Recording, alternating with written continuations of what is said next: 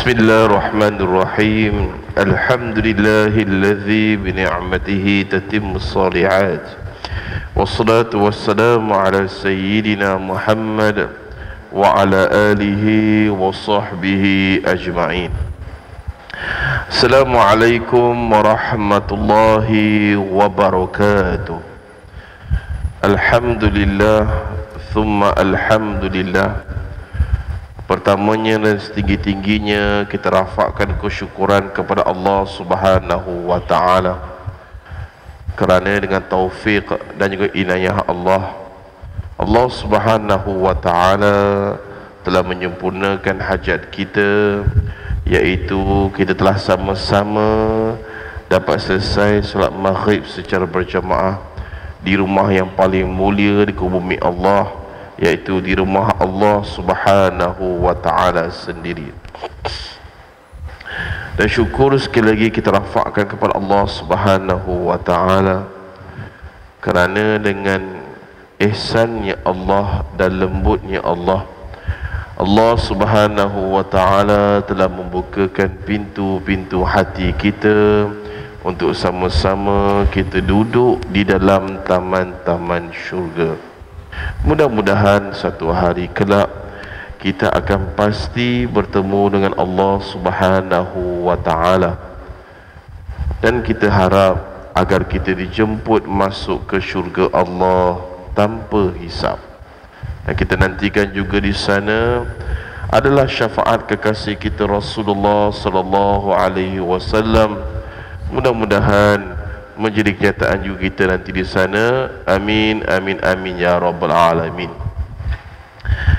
Muslimin muslimat mati Allah sekalian, sambungan kita dalam pengajian kitab Rahsia Kematian Alam Akhirat dan Kiamat, karangan asal Imam Qurtubi rahimahullahu ta'ala, yang terjemahkan bahkan diterbitkan ke dalam bahasa ibunda kita oleh Al-Hidayah House of Publishers dan Berhad, dimasyhurkan bahkan diperkenalkan oleh Datuk Badli Shah di TV Al-Hijrah pada tahun 2013 pada setiap hari Rabu pukul 6 petang dalam bahagian akidah.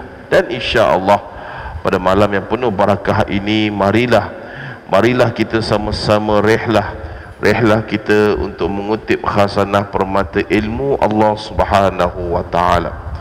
Mudah-mudahan apabila kita pulang ke rumah, kita boleh berkongsi dengan isteri dan anak-anak yang kita cintai. Moga-moga Allah Ta'ala mengampunkan dosa kita semua insya-Allah.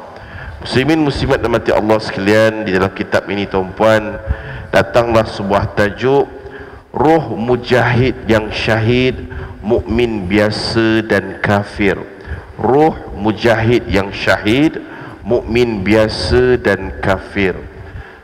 Tuan-tuan dan puan, kita mengharapkan agar kita ini adalah orang yang mana Allah Ta'ala pilih untuk menjadi ruh seorang mujahid yang syahid. Paling kurang pun dapatlah mukmin biasa dan elakkan daripada menjadi kafir. Kafir maksudnya apa tuan-tuan? Kita ni keluar daripada agama kita, murtad. Harap biarlah paling bagusnya kita dapat mujahid yang syahid roh kita, ataupun bawah sikit mukmin biasa.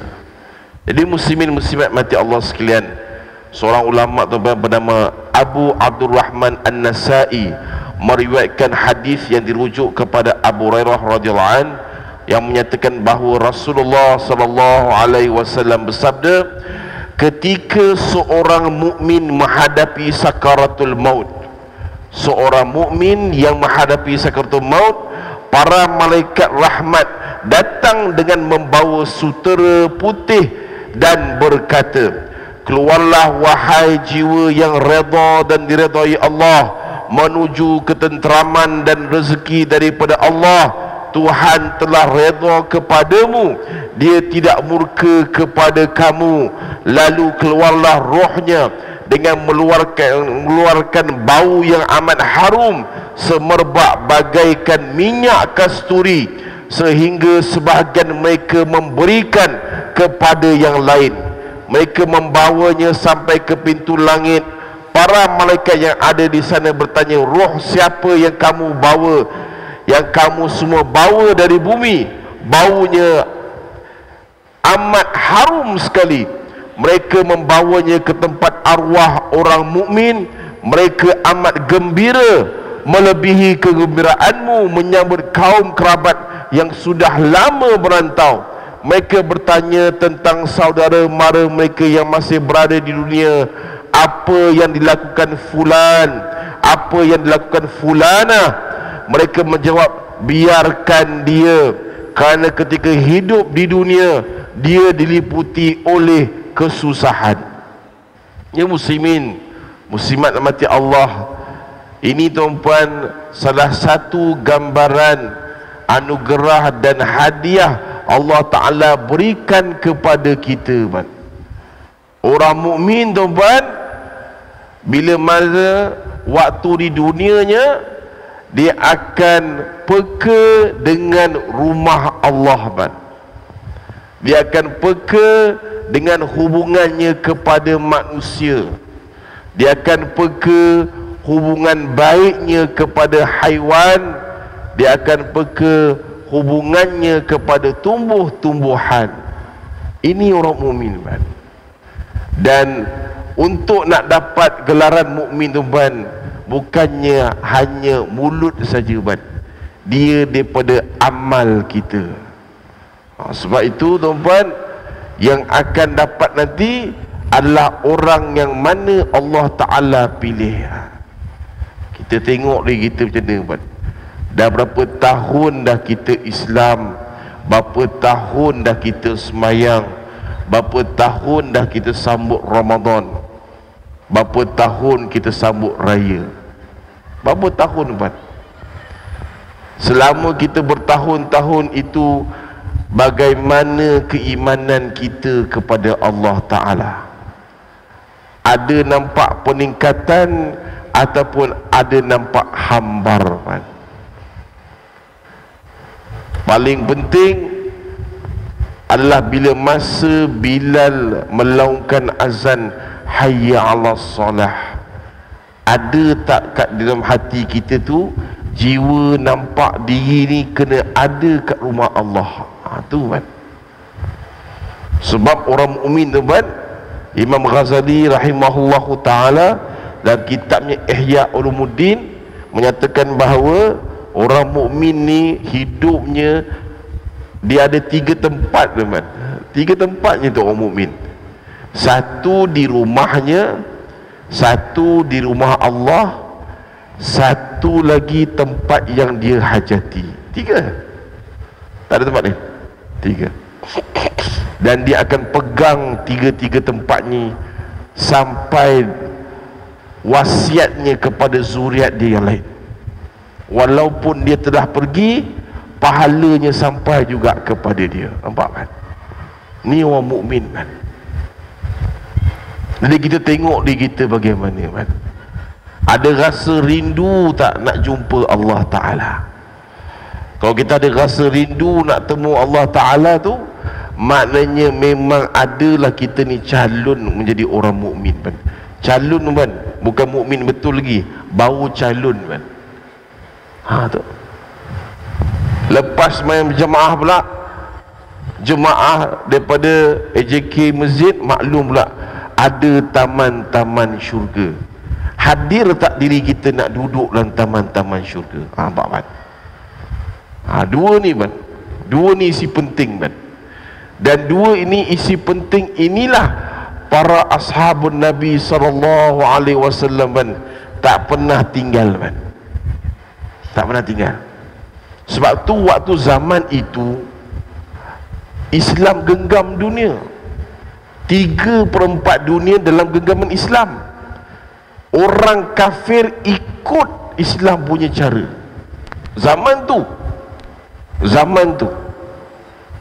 3/4. Tuan-tuan cuba tengok peta minda, tengok siapa yang pakar geografi, cuba tengok peta minda. 3/4 dunia. Besar mana keluasan tu kita dapat? Besar mana Dan macam mana boleh dapat kan? Sebab mereka tak pernah tinggal dua ni kan. Satu, solat jemaah di rumah Allah. Yang kedua, taman-taman syurga kan. Kena pasang azam kan, kena bersungguh. Solat jemaah kan, dia menambahkan lagi kita punya kelazatan dalam sembahyang. Taman-taman syurga pula, dia ingin memberikan kita ini peluang lagi supaya Allah Ta'ala memberikan kasihnya kepada kita. Sebab waktu dalam taman-taman syurga kan, saya yang juru kamera, yang tuan-tuan perempuan berada depan mata saya ni, termasuk di luar, setiap kita ada malaikat kan? Setiap kita ni, dan malaikat satu demi satu ada kepada kita. Mereka membentangkan sayapnya untuk kita. Bayangkan satu sayap malaikat tu dia tutup separuh bumi man.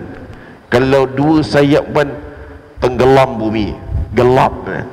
Dan sayap malaikat ni bukan dua kan, ratusan sayap kan. Selama tuan-tuan perempuan duduk dalam taman syurga kan, ambil perhatian macam mana ashabun Nabi SAW kan. Dahsyatnya mereka lebih dahsyat daripada anak patung mereka duduk kan. Dengar Rasulullah cakap, selama mana tuan-tuan perempuan tidak bergerak, selama mana tuan-tuan perempuan tidak berbisik dan berborak dengan orang sebelah ataupun tidak buat benda lain, selama itulah malaikat bila bentangkan sayap, dia akan doakan untuk kita, ya Allah, Kau ampunilah hamba ini ya Allah, Kau kabulkanlah segala doanya ya Allah, Kau hilangkan segala kegelisahan ya Allah, Kau permudahkan segala urusan dunianya ya Allah, Kau hilangkanlah segala penyakitnya ya Allah, Kau berikanlah apa yang dia nak ya Allah. Malaikat akan doa kepada kita sehinggalah habisnya taman-taman syurga. Nampak? Siapa boleh bagi iman?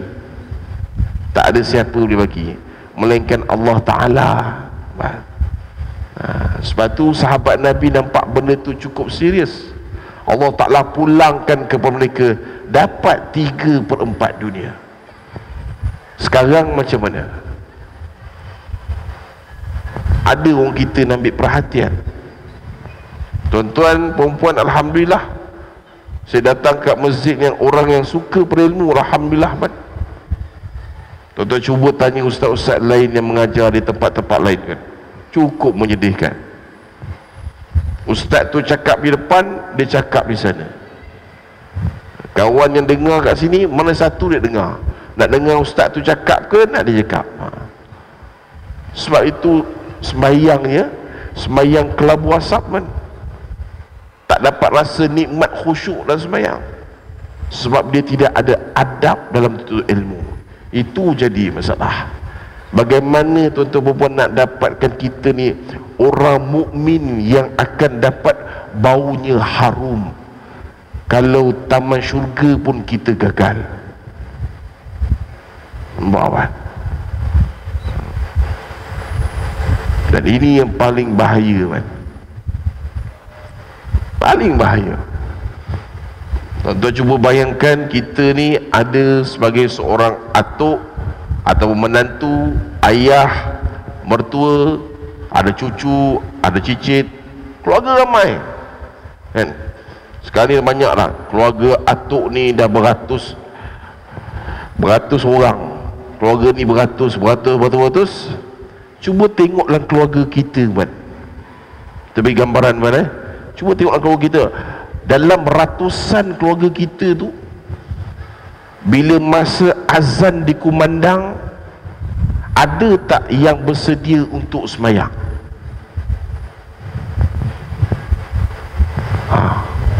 Kita kena tengok kan.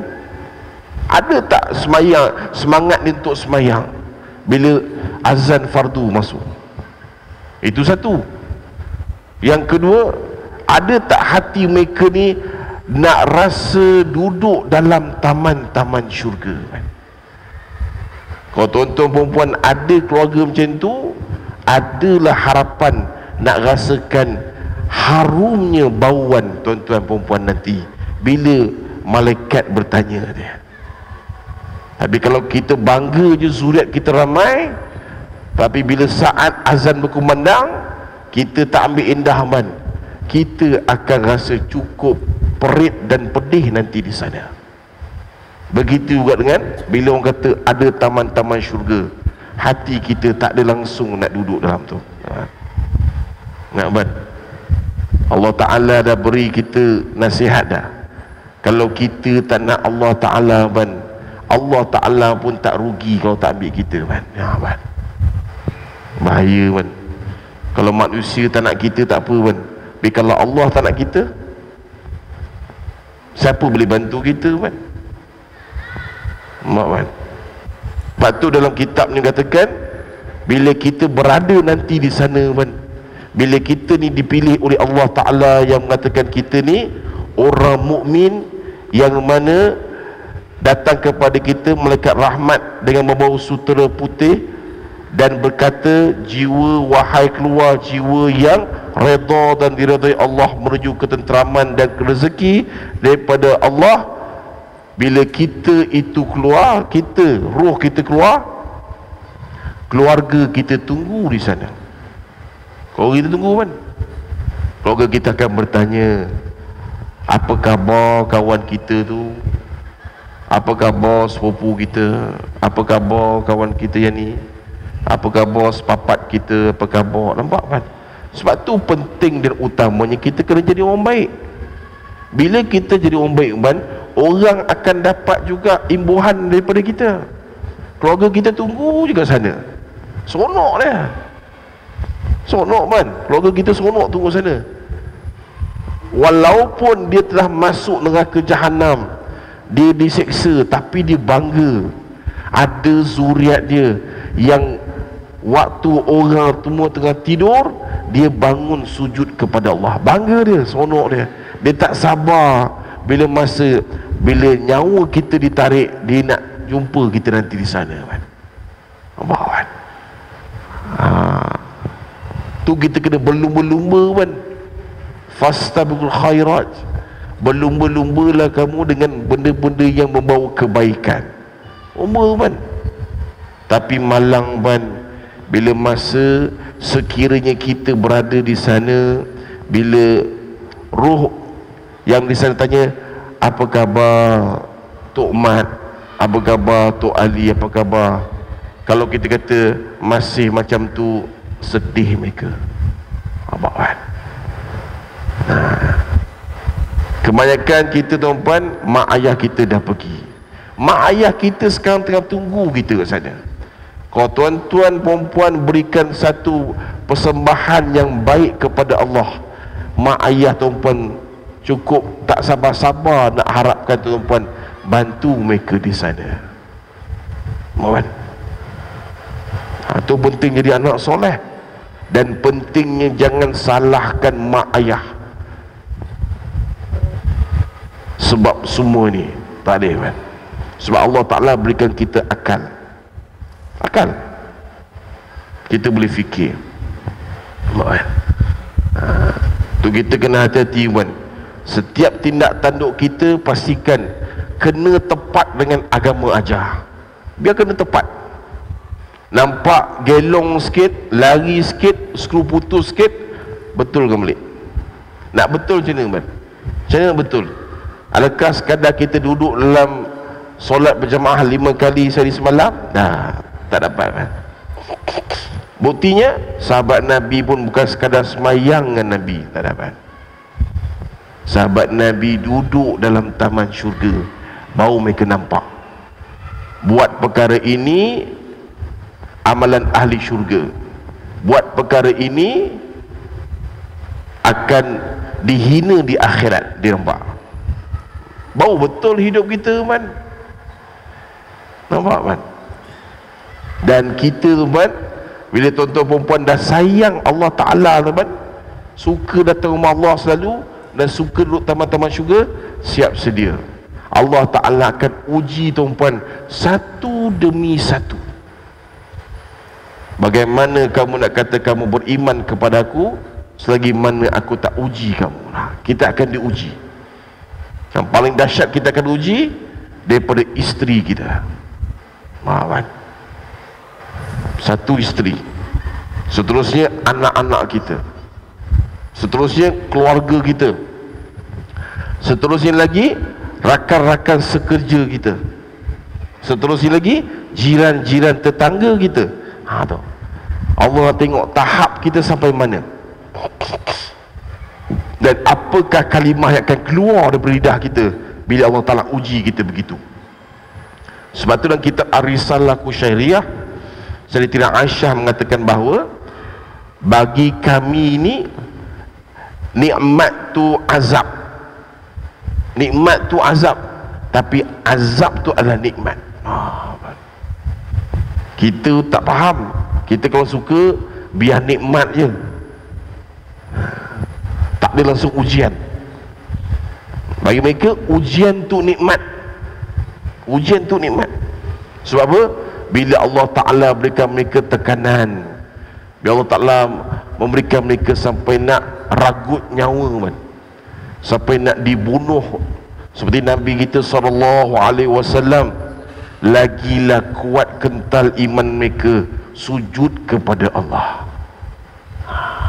Tapi bila dah hilang ujian tu, maka mulalah sedikit renggang kepada Allah. Kurangnya dah semayang malam, kurangnya bacaan Quran, kurangnya zikir pada Allah, kurangnya puasa sunat Isnin Khamis, kurangnya puasa sunat hari putih, kurangnya infak, sedekah dan wakaf. Nampak kan? Ni. Ini muslimin muslimat yang mati Allah Subhanahu wa ta'ala. Seterusnya, jika dia kafir, maka ketika sakaratul maut menghadapi kematian, para malaikat azab datang membawa kain yang kasar. Ini Allah Ta'ala beri awal-awal pada orang kafir, pada orang kafir.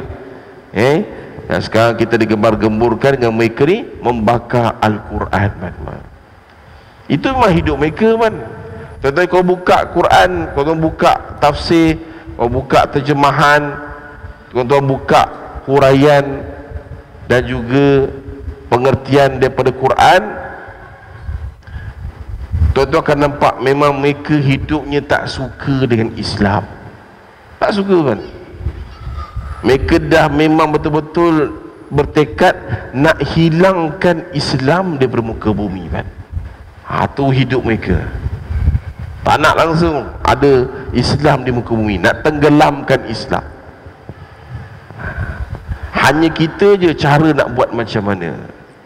Dulu mereka melukis gambar kekasih kita Rasulullah sallallahu alaihi wasallam. Punyalah hina mereka lukis gambar Nabi kita kan. Sebab tu kalau kita seorang yang bijak pandai, cuba baca balik firman Allah Ta'ala dalam Quran tu. Allah Ta'ala bila mereka buat begitu pada Islam, Allah Ta'ala ajar kita supaya ajak mereka berdiskusi, duduk sekali. Apa yang punca kamu buat begini kepada kami? Kami tak pernah mengata agama kamu. Sebab tu ingat kan, Nabi cukup marah kepada kita bila kita mengata agama orang kan? Cukup marah. Tak boleh kata kan. Seperti itulah mereka bila kata kepada kita, kalau kita marah, itulah mereka pun sama. Kena hormat kan. Kena hormat. Dan mereka akan nampak Islam tu indah. Bila jadi begitu kan, tengok jadi apa. Boleh buat demonstrasi, boleh buat apa dia kata, ketegasan kita boleh. Macam Perdana Menteri kita pun tegas memberikan kata-katanya kepada mereka ni yang tak hormat Islam. Islam di sana macam mana tuan-tuan tengok, mereka tunjukkan demonstrasi. Tuan-tuan boleh nampak tak kenapa Profesor Dr. Ridwanti memberi gambaran bagaimana orang kafir boleh rasa aman kat negara kita, tetapi kenapa orang kita tak rasa aman duduk negara orang kafir. Tuan-tuan nampak?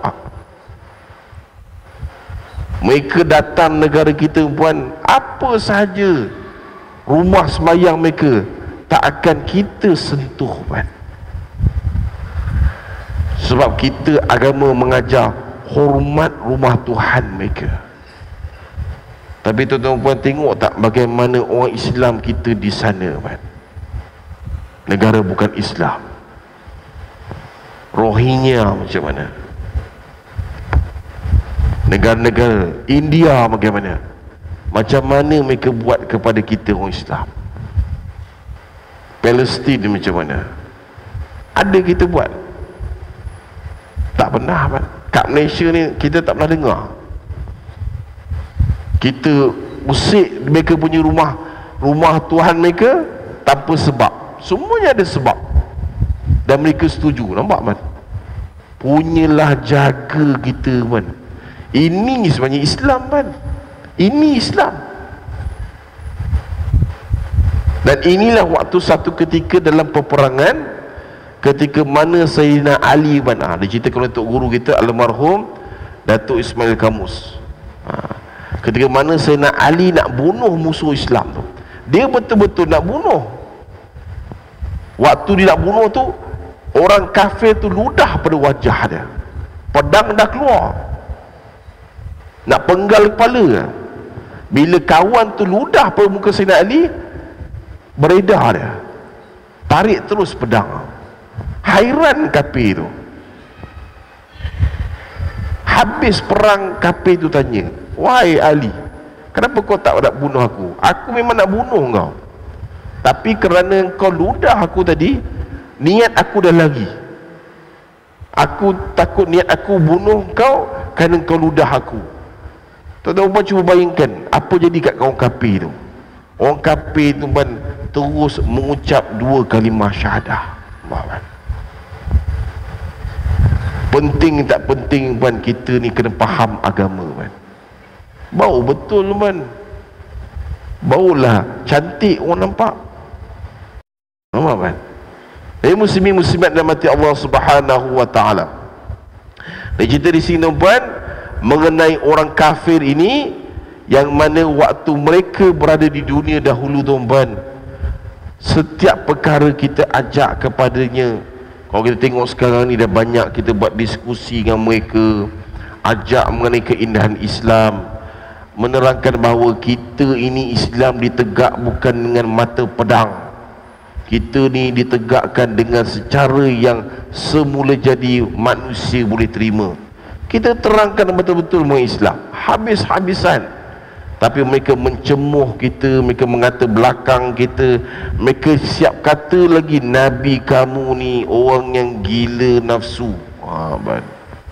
Gila nafsu, sampai budak kecil pun dia berkahwin. Tuan-tuan kalau tak ada ilmu, dengar ni mau bertumbuk kan. Hanya orang ada ilmu je dia boleh jawab kan.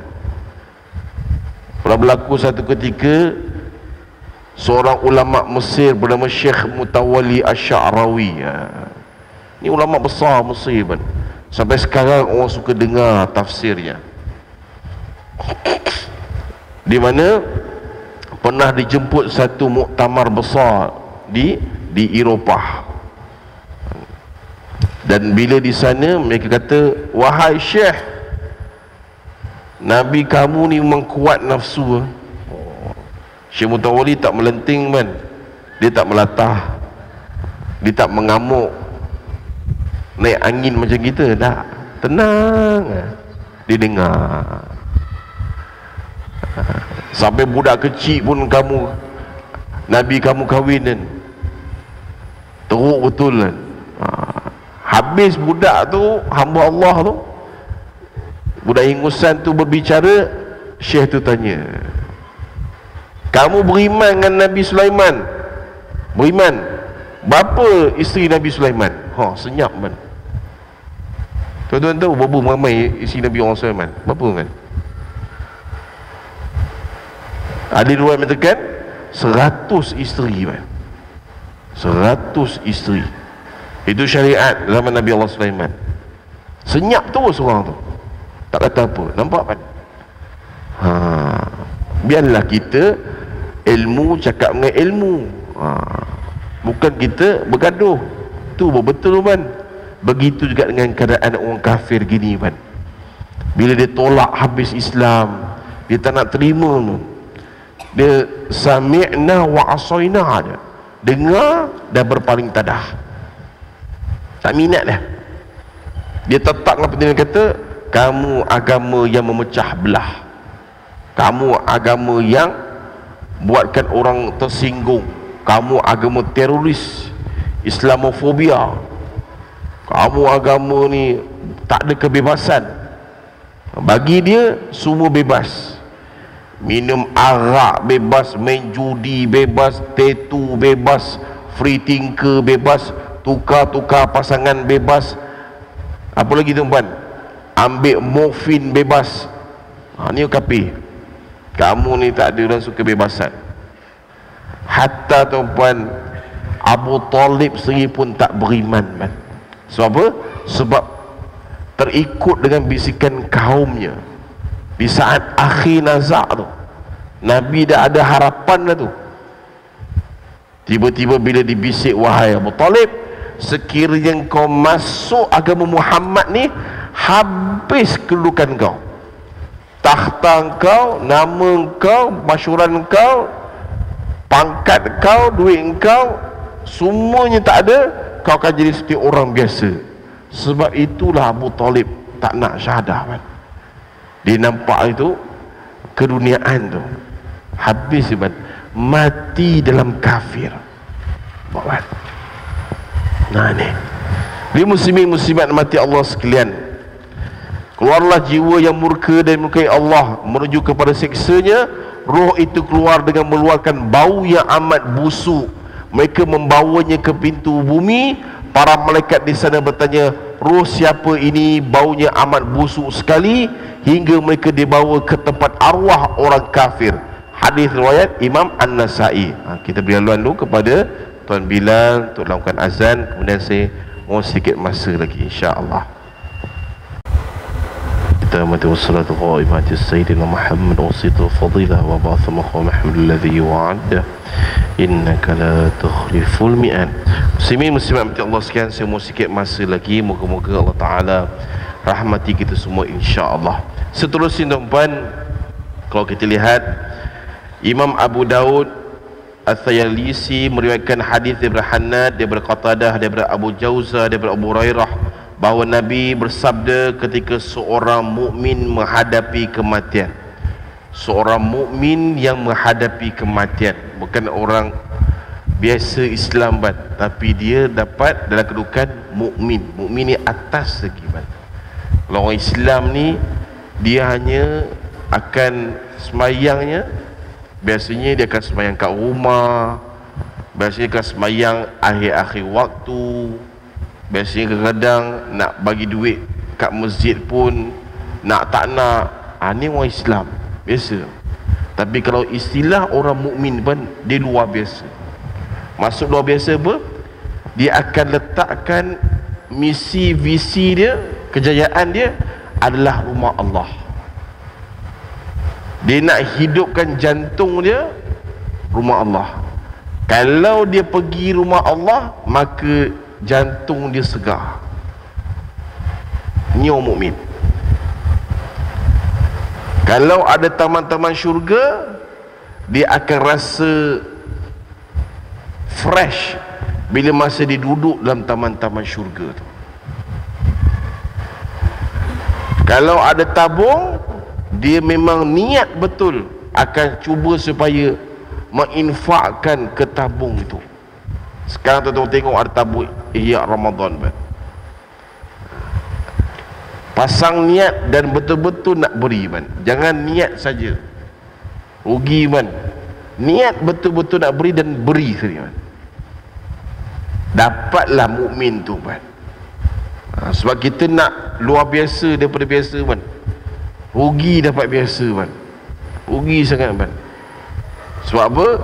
Sebab kedudukan kita nanti di akhirat dan di syurga cukup berbeza kan? Dan nak dapat tu kena korbankan.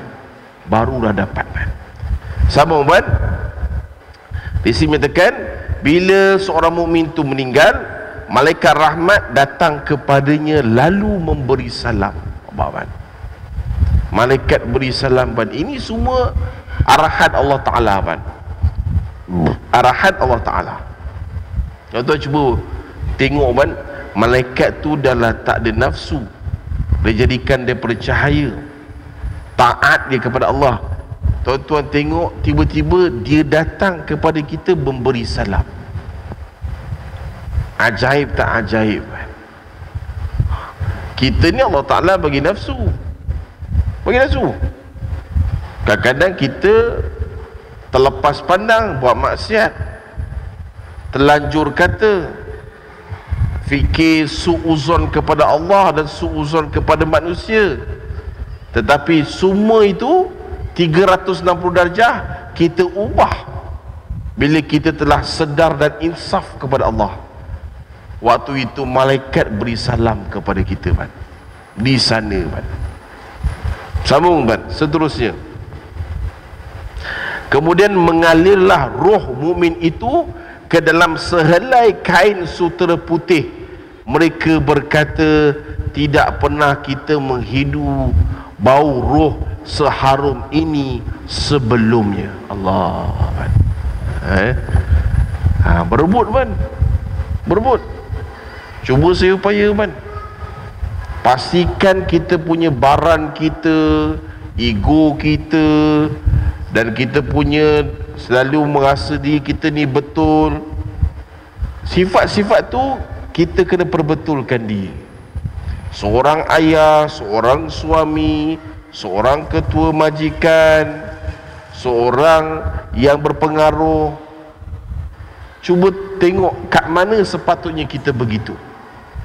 Kalau bukan layak sepatutnya kita begitu, kita turunkan sifat tu, maka kita akan disebut-sebut oleh orang selepas kita meninggal. Kau tengok binatang ni, harimau mati meninggalkan belang, manusia mati meninggalkan nama kan? Dan ulama pecahkan lagi, nak tahu kita ni orang beriman tak beriman, sewaktu kita meninggal tu, sekiranya orang menangis kerana kita, maka sesungguhnya kita ni ada bakti kepada tempat tu. Menangis kerana kita. Baguslah Tok Mat ni, ya Allah, ada di waktu dulu senang masjid Putra Perdana ni, senang. Daripada sebelum subuh sampai isyak, semua urusan senang. Nojanya, siaknya, AJK masjidnya senang. Menangis kita, siapalah nak ganti orang macam ni? Nampak. Maknanya nama kita tu disahut oleh jemaah ataupun muslimah. Nampak? Lepas tu pernah saya berkhidmat dulu di masjid Pulau Indah, mana? Pulau Indah, dalam tu di Kelang. Ada seorang siak kan? Saya akhiri dengan kisah ni kan. Ada sikit lagi saya akhiri. Seorang siak ni nama dia saya lupa nama dia apa. Pak Uda Ajiz. Nama dia Pak Uda Ajiz man. Pak Uda Ajiz man, dia noja man. Dia siak je, tapi pakaiannya memang smart. Smart betul man. Pakai t-shirt, tie-in, seluar slack tu, pakai topi yang untuk orang yang pergi bertukang tu, dia pakai tu tiap-tiap pagi dia kerja. Dan dia tak pernah pun kami tengok dia miss semayang duha. Itu satu. Kedua, sifat dia memang smart. Ketiga, yang orang Pulau Indah cukup gerun dengan dia, bila masa orang nak mengumpat cerita sebelah dia, bila orang mula nak mengumpat cerita tentang orang lain, Pak Uda Ajiz Suban terus dia pusing cerita. Cantik langit hari ni. Dia nak cerita mengumpat lagi, hari ni hari apa nak mengumpat lagi orang tu, nak cerita mengumpat dengan dia lagi. banyak betul burung pagi ni. Lawa-lawa pula tu. Habis man. Mati akal tu Haji tu. Start motor gerak. Hidup dia man. Hidup dia. Di saat dia meninggal man, termasuk saya man, kami baca Yasin khas untuk dia Khamis malam Jumaat selama sebulan. Untuk dia khusus je. Dan saya tak dengar sampai sekarang ada di Pulau Indah yang buat untuk arwah macam tu. Nampak kan? Bukannya arahan, tapi dah suratan takdir Allah Ta'ala letakkan hati-hati kita man. Kalau ada sifat kita begitu man, orang akan korban untuk kita. Nampak kan? Sebulan man, dia seorang. Wah, nampak kan? Ni. Tapi kalau orang yang bila kata meninggal lah kawan tu, apa hal lambat sangat dia meninggal? Kalau orang kata gitu man, memang sedih lah. Jadi sebelum kita tuan-puan orang kata kita begitu, cuba kita hiasi diri kita, tengok kat cermin macam mana kita, macam mana hubungan kita dengan orang. Tu dah. Kalau kita ni meninggal, orang kata ui lega dah, dia dah meninggal. Tapi kenapa lambat sangat dia meninggal? Tu jangan man. Jangan sekali pun man jadi begitu. Jangan man. Nyanyi teruk itu man. Akhir sekali man, muslimin muslimat mati Allah sekalian, seterusnya mereka berkata layan dia dengan baik kerana dia baru sahaja keluar dari kesusahan dunia. Mereka bertanya apa yang dilakukan fulan, apa yang dilakukan fulanah. Ketika roh orang kafir keluar, para malaikat penjaga bumi berkata, kami tidak pernah menghidu bau sebusuk ini sebelumnya. Kemudian rohnya diturunkan sampai ke dasar bumi. Nampak kan? Kalau orang mukmin tuan-tuan menyebutkan Allah SWT, kita akan dilayan dengan baik. Kat dunia kan, manusia layan manusia ada kecacatan, ada kan. Sama ada kita layan daripada agung kita, lepas tu Perdana Menteri kita, lepas tu kepada siapa saja, YB ke Adun ke, kita sama-sama manusia ada kekurangan, ada kesilapan, ada kelemahan, ada kan. Kita tersalah sini, tersalah sana, biasa kan. Lepas tu yang ada postmortem. Tapi tuan-tuan puan, jangan rasa begitu nanti waktu kita di sana. Kita akan disambut lebih daripada kita kat dunia ni. VIP 3V tu. Di sana tak tahu berapa banyak V, tak tahu banyak I, tak tahu banyak P. Dan semua layanan itu untuk kita seorang sahaja. Nampak kan? Allah Ta'ala pulangkan kat kita semua sekali. Takkan ada satu pun kecacatan. Sebab apa? Hasil waktu kita kat dunia dulu kan, kita betul-betul bermuamalah dengan orang sebaik-baik hati kan? Hati tak ada niat lainnya, kerana Islam.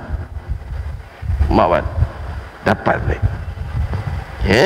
Lagi sebulan tuan-puan untuk malam ini tuan-puan, marilah kita pakat-pakat tuan-puan untuk menghiasikan diri kita dengan lebih baik lagi dalam kita bermuamalah kepada manusia, kerana dengan manusia itulah mereka akan tuntut nanti kita di akhirat. Allah tak apa man, tuan-tuan buatlah sebanyak mana dosa pun, gunung ke bukit bukau, istighfar sekali, menitis air mata, Allah telah ampunkan dosa tuan-puan, dosa besar. Tapi dengan manusia puan, jangan main-main man. Jangan buat lawak man. Hati ni beza-beza rambut sama hitam. Ada buat elok-elok, tekun dengan manusia begitu, jangan ada niat sebaliknya tersirat tu. Di depan kita begitu, di belakang ada, jadi lain, jangan man. Sebab apa? Sebab manusia ni nama pun manusia. Dan kita sama-sama cuba pun. Salah sekali, ingat teman, jangan kita hukum kawan kita selama-lamanya. Mana boleh ustaz, dia pernah curi duit masjid man. Ustaz, Dia curi duit masjid Putra Perdana, Ustaz. Kawan tu dia buat 10 kebaikan, satu je salah, kita hukum dia dengan satu tu sampai ke mati, kita hukum gitu kan. Jangan kan. Kalau kita buat dia begitu, Allah Ta'ala lebih layak buat kita lebih teruk kan. Kita ni Allah Ta'ala tutup je aib kita kan. Allah Ta'ala buka aib kita, termasuk saya, kemungkinan saya ni pun tuan-tuan baling dengan Quran rasa.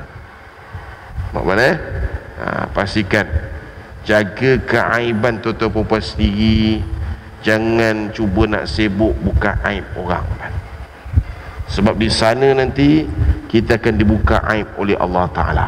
Siapa yang tutup keaiban saudaranya di dunia, Allah Ta'ala akan tutupkan keaiban saudaranya nanti di akhirat. Mana? Yang terbaik semua datang pada Allah. Kurang daripada kelemahan diri saya sendiri, saya minta maaf. Terkasar bahasa tulis hati tuan-puan. Ada rezeki akan datang, kita bertemu lagi dengan izin Allah Subhanahu Wa Taala. Doalah kepada saya tuan-puan, insya-Allah pada bulan depan saya akan mula berhijrah ke masjid yang baru, masjid di Raja Jamaiyah Morib kan. Saya akan bertugas di sana pula. Hebat di Morib. Di sini insya-Allah tak ada masalah lah, sebab hari cuti insya-Allah. Biasanya kita berhijrah ke tempat baru, maksudnya kita dapat ilmu yang baru. Semuanya aturan Allah Ta'ala, kita serahkan semua kepada Allah. Wa ufawwidu amri ila rabbi, aku serahkan segala urusanku kepada Tuhanku. Moga-moga Allah Ta'ala pemudahkan urusan tuan-tuan dan perempuan juga. Doalah untuk saya, mudah-mudahan Allah Ta'ala pemudahkan urusan saya nanti di sana. Aku qouli hadza wa astaghfirullahalazim wa alaikum. Wassalamualaikum warahmatullahi wabarakatuh. Rabbana atina fid dunya hasanah wa fil akhirati hasanah wa qina adzabannar. Walhamdulillahirabbil alamin. Taqabbalallahu minna wa minkum. Taqabbal ya karim.